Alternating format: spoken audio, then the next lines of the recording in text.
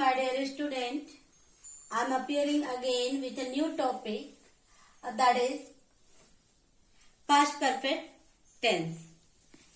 Past perfect tense वह tense है जिसमें वाक्य के अंत में चुका, चुकी, चुके के बाद था, थे, थी आता है। प्रेजेंट परफेक्ट में क्या था? चुका, चुकी और चुके के बाद है, हूं, हो आता है।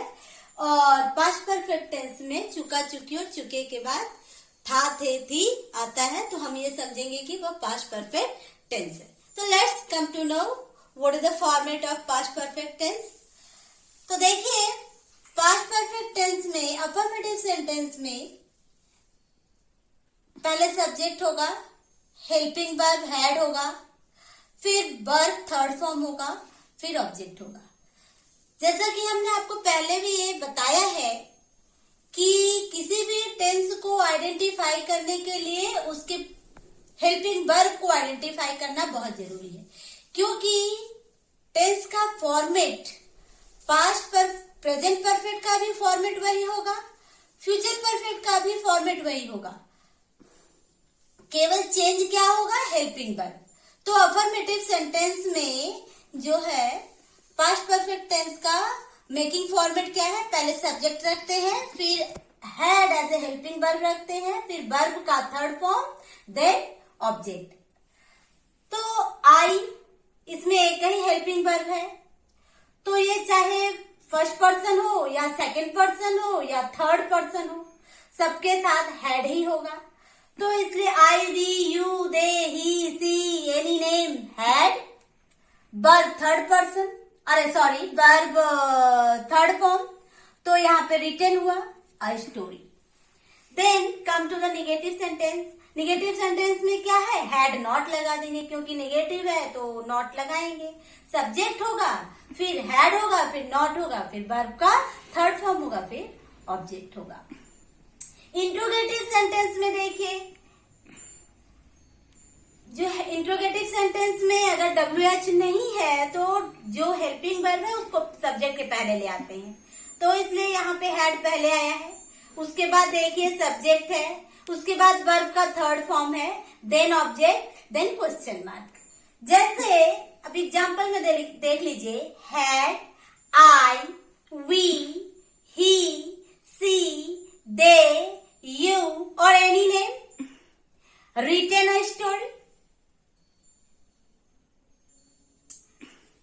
तो मेरे ख्याल से आप लोगों को ये समझ में आ गया होगा, क्योंकि सबका फॉर्मेट जितने भी, चाहे वो प्रेजेंट परफेक्ट हो या पास्ट परफेक्ट हो या फ्यूचर परफेक्ट हो, फॉर्मेट वही होना है, सब्जेक्ट वही रहेगा और वर्ब का थर्ड फॉर्म यूज होगा परफेक्ट में और ऑब्जेक्ट रहेगा। अगर प्रेजेंट टेंस है तो हैव हैज हो जाएगा हेल्पिंग वर्ब, अगर पास्ट परफेक्ट है तो यहाँ पे हैड हो जाएगा, और फ्यूचर परफेक्ट है तो विल, हैव या शैल हैव हो जाएगा। बच्चों, लेकिन मैं एक चीज यहाँ पे आप लोगों को यह जरूर बताना चाहूंगी, वो तो आपको समझाने के लिए पास्ट परफेक्ट का फॉर्मेट बताया था, लेकिन पास्ट परफेक्ट टेंस तभी यूज होता है जब जो है किसी वाक्य में दो एक्टिविटी होती है, दो क्रियाएं जब एक साथ होती हैं तभी पास्ट परफेक्ट टेंस का हम यूज करते हैं। उसमें एक पास्ट परफेक्ट होगा और एक पास्ट इंडेफिनिट होगा। तो आइए देखिए एग्जाम्पल में कैसे होगा।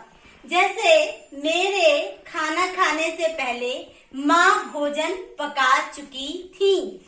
अब यहाँ पे जो कार्य पहले होगा वह कार्य जो है पास्ट परफेक्ट होगा, और जो बाद में जो एक्टिविटी होगी वो जो है पास्ट इंडेफिनिट होगा। अब मेरे खाना खाने से पहले माँ भोजन पका चुकी थी, अर्थात माँ की भोजन पकाने की जो क्रिया थी, जो कार्य था वो पहले हुआ, तो इसलिए ये जो माँ भोजन पका चुकी थी ये पास्ट परफेक्ट होगा,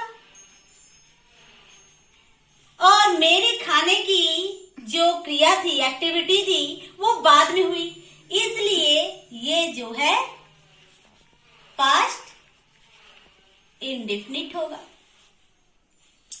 तो जैसे देखिए यहाँ पे मदर हैड कुक्ड फूड, क्योंकि ये एक्टिविटी पहले हुई तो ये पास्ट परफेक्ट हुआ, ये पास्ट परफेक्ट हुआ। Mother had cooked food before I ate, मतलब ये एक्टिविटी, मेरे खाने की एक्टिविटी बाद में हुई, इसलिए ये पास्ट इंडेफिनिट हुआ।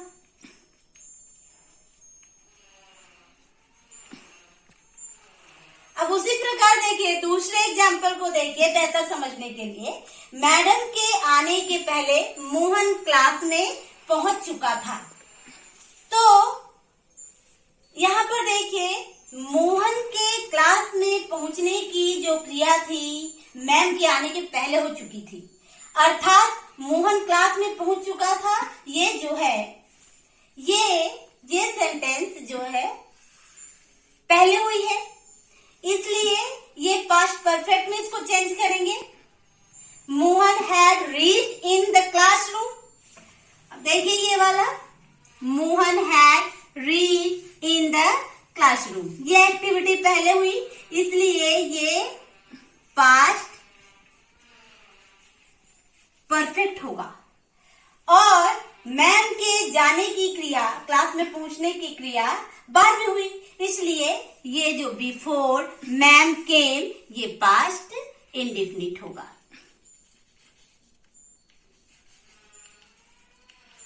इंडेफिनिट होगा, अर्थात पास्ट परफेक्ट टेंस तभी यूज होगा जब किसी वाक्य में दो एक्टिविटी एक साथ होगी, दो एक्शन एक साथ होगा, अन्यथा वो पास्ट इंडेफिनिट टेंस में ही हम चेंज करेंगे। अदरवाइज वो जो है पास्ट परफेक्ट में उसको हम नहीं बदलते हैं, वो पास्ट इंडेफिनिट होगा। अगर दो एक्टिविटी है तभी जो है एक जो है पास्ट परफेक्ट होता है और एक पास्ट इंडेफिनिट होता है। जो एक्टिविटी पहले होती है वो पास्ट परफेक्ट होता है और जो एक्टिविटी बाद में होती है वो पास्ट इंडेफिनिट होता है। I think all of you follow up to it. Bye.